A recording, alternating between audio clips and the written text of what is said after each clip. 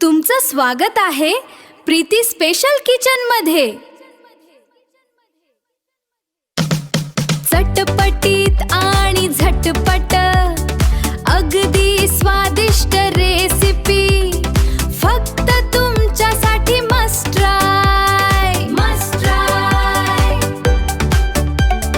Preeti special kitchen. नमस्कार, welcome to Preeti special kitchen. आज आपण बघणार आहोत अगदी मऊसूद, सुपर सॉफ्ट आणि टेस्टी डिलिशियस असा ताकाचा उपमा। तर चला बघूयाचा ताकाचा उपमा कसा करायचा। तो खूप डिलिशियस बनतो, अगदी मऊसूद तरीसुद्धा मोकळा, अगदी चिपचिप चिकट असा अजिबात होत नाही।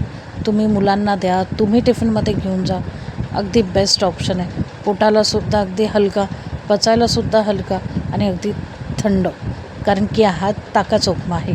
रेग्युलर जर कांदे पोहे किंवा उपीट उपमा खाऊन जर तुम्हाला कंटाळा आला असेल तर ह्या पद्धतीचा हा ताकाचा उपमा नक्कीच करा, अगदी सुपर डिलिशियस बनतो। तर चला बघूयाचं योग्य प्रमाण काय आहे ते।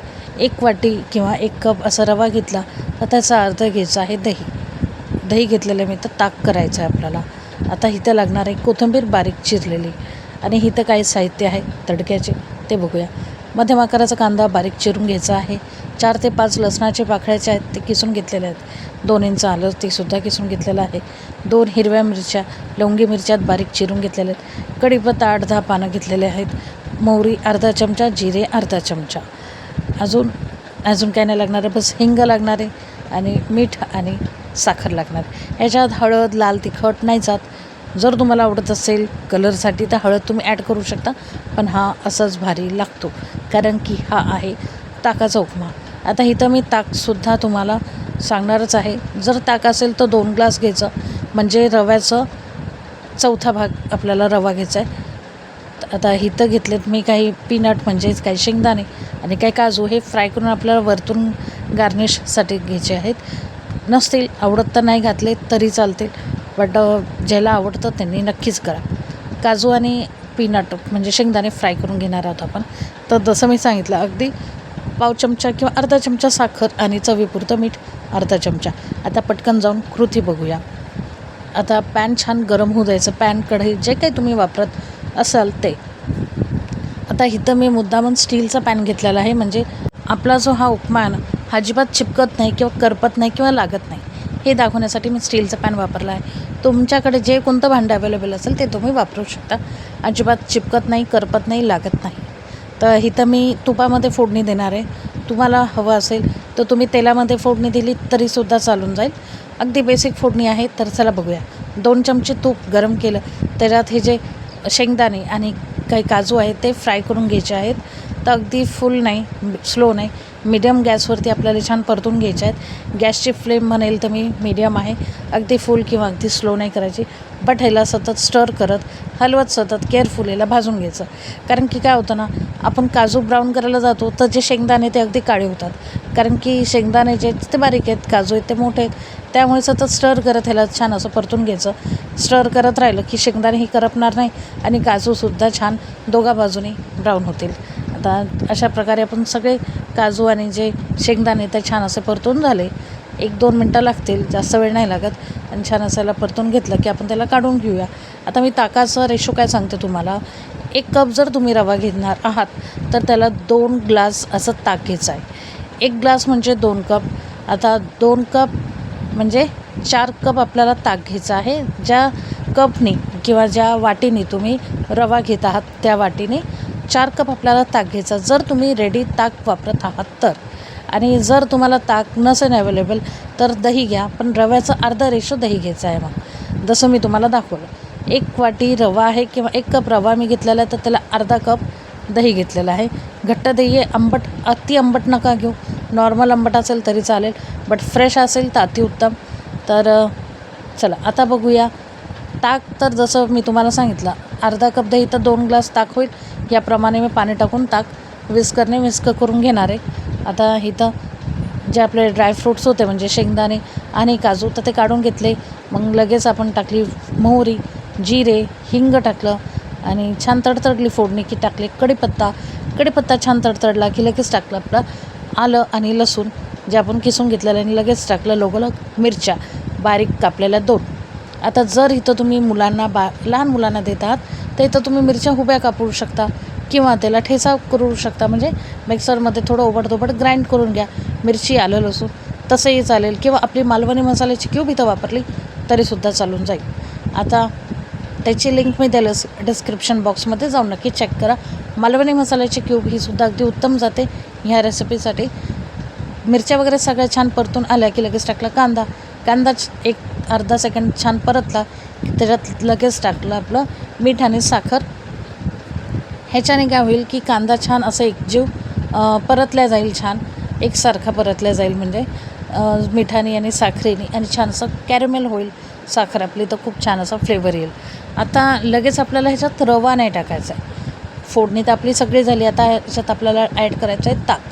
तर ताक करून घेते. हे परतेपर्यंत हलकासा ब्राऊन करायचा, तेच डार्क ब्राऊन किंवा कांदा हलकासा ब्राऊन झाला की लगेच आता आपण ॲड करूया ताक. आता ताक टाकताना म्हणजे ताक ह्या फोडणीमध्ये ॲड करताना आपल्याला गॅस करायचा आहे अगदी स्लो गॅस करायचा आणि मग ताक ॲड करायचं आहे. आणि रवा कधी ॲड करायचा आहे ते सुद्धा मी सांगते. केअरफुली बघा ही पूर्ण रेसिपी, म्हणजे तुम्हाला अगदी साध्या सोप्या पद्धतीने ही नो फेल रेसिपी होणार आहे. अगदी लहान मुलं काय करतात ना की रेग्युलर उपमा खायला कंटाळा करतात किंवा बोर होतात. रेग्युलर तीच टेस्ट खाण्यासाठी ऑब्वियसली मुलं बोर होतात, आपण सुद्धा बोर होतो. जर उशीर झाला आहे, चपाती भाजी करायला वेळ नाही, ते नक्की तुम्ही ऑप्शन ठेवू शकता. आणि आत्ता ताक टाकायच्या आधी मी थोडीशी कोथिंबीर टाकली आणि छान असं परतून घेतलं. आता इथं तर गॅस मिडियमच आहे, पण ताक टाकायच्या आधी स्लो करायचा गॅस आणि मग ताक ॲड करूया आपण. ताक आता मी स्लो गॅस केला कोथिंबीर मिक्स केल्यावरती, आणि आता ताक टाकून झाल्यावरती मग परत मीडियम करायचा. आता मीडियम गॅसवरती ह्याला छान असे उकळी येऊ द्यायची. आता पूर्ण उकळी येईपर्यंत आपल्याला थांबायचं नाही, अगदी पटकन ह्याला उकळी येते. बस उकळीला स्टार्ट झालं की आपण लगेच ह्याच्यात रवा ॲड करूया. आता हलके बुडबुडे दिसले आजूबाजूला की उकळी यायला तयार झालेली आहे. लगेच आपल्याला ह्याच्यात रवा ॲड करायचा आहे. एक लक्षात घ्या, ताक जेव्हा आपण ह्याच्यात टाकूया तेव्हा गॅस स्लो करायचा. ताक टाकून झाल्यावरती पुन्हा याला मीडियम गॅसवरती एक उकळी येऊ द्यायची, वाट बघायची. लगेच रवा ॲड करायचा. हलके बुडबुडे आल्यावरती लगेच आपण रवा ॲड केला. रवा टाकल्यावरती थांबायचं नाही, सतत चमचा जो आहे तो मिक्स करत राहायचा, स्टर करत राहायचा, म्हणजे आपली फोडणी रवा ताक छान एकजीव होईल आणि रवा जो आहे ना तो छान असा फुलून येतो. आता हे बघा, जसं तुम्हाला स्टर करताल ना तेव्हाच तुम्हाला कळेल की जो आपला रवा आहे तो छान असा ड्राय होत आलेला आहे, छान फुलत आहे आणि पूर्ण ताक जे आहे ते ॲब्झॉर्ब झालेलं आहे. तर जसं ह्याच्यात छान असे बबल्स यायला लागले ना, आता तुम्ही बघू शकताय बघा, मस्त खतखत असं हे उकळत आहे. लगेच आपल्याला एक घट्ट होत आलं की लगेच आता ठेवायचं आहे झाकण असं मस्त स्लो गॅस करायचं आहे आणि मग ह्याच्यावर ठेवायचं झाकण, पॅक झाकण करायचं आणि बस मोजून 5 मिनटं आपल्याला याला वाफ काढायची आहे. मोजून 5 मिनटं. रवा जो होता तो ड्राय रोस्ट होता, ऑलरेडी ड्राय रोस्ट करूनच ठेवते मी. जर तुमचा नसेल तर तुम्ही अगोदर ड्राय रोस्ट रवा करून घ्यायचा आहे. कच्चा रवा ह्याच्या टाकायला जाऊ नका. 5 मिनटं झाल्यावरती अगदी 2-3 मिनटं मी तसंच ठेवला गॅस, लगेच झाकण उघडायचं नाही. 5 मिनटानंतर गॅस बंद केला, त्याच्यानंतर 2-3 मिनटांनी मी झाकण उघडलं आणि तुम्ही बघू शकता अगदी मऊसूद जे आपला उपमा आहे तो रेडी आहे. ताकाचा उपमा रेडी आहे आणि ते सुद्धा अजिबात चिपकला नाही. मी तुम्हाला चौघा बाजूने हलवून दाखवते हे बघा, आणि अगदी नॉनस्टिकी असा चिपचिप गिजगीज असा अजिबात नाही, मस्त मऊसूद तरीसुद्धा मोकळा नॉनस्टिकी असा आपला उपमा रेडी आहे, ताकातला उपमा. आय होप सो ही रेसिपी जरी तुम्हाला 1% पण आवडली तर नक्कीच लाईक करा, शेअर करा, सबस्क्राईब करा. अगदी मोजून 10 मिनटाच्या आत तुमच्या प्लेटमध्ये सर्व होऊन येतो हा ताकाचा उपमा. तुम्ही मुलांना द्या, तुम्ही घेऊन जा टिफिनसाठी, अगदी बेस्ट रेसिपी आहे. चला आता सर्व करायला घेऊया. सर्व करताना जे आपण पीनट आणि कॅशो म्हणजे काजू आणि जे पीनट फ्राय करून ठेवलेले ते सर्व करताना तुम्हाला हवं तसं तुम्ही ज्याला जे आवडतं, कोणाला पीनट आवडतं तर त्याला पीनट जास्त द्या, ज्याला काजू जास्त आवडतं त्याला काजू द्या. आपण जसं सर्व केलेलं आहे तुम्ही असं सर्व करा आणि मस्त एन्जॉय करा असा ताकातला उपमा. आय होप सो तुम्हाला ही रेसिपी नक्कीच आवडली असेल. अगदी नॉन फेल रेसिपी आहे, मऊसूद आणि अगदी नो स्टिकी अशी, अगदी चिकट चिपचिपीत असं अजिबात होणार नाही. मऊसूदसुद्धा होईल, तितकाच मोकळासुद्धा आपला उपमा तयार होतो. तर आवडली असेल ही ताका उपमाची रेसिपी तर नक्कीच लाईक शेअर सबस्क्राईब करा आणि बाजूचं बेल आयकॉन दाबा. सबस्क्राईब केल्यावर म्हणजेच आपले सर्व व्हिडिओ सर्वात प्रथम तुम्हाला दिसतील.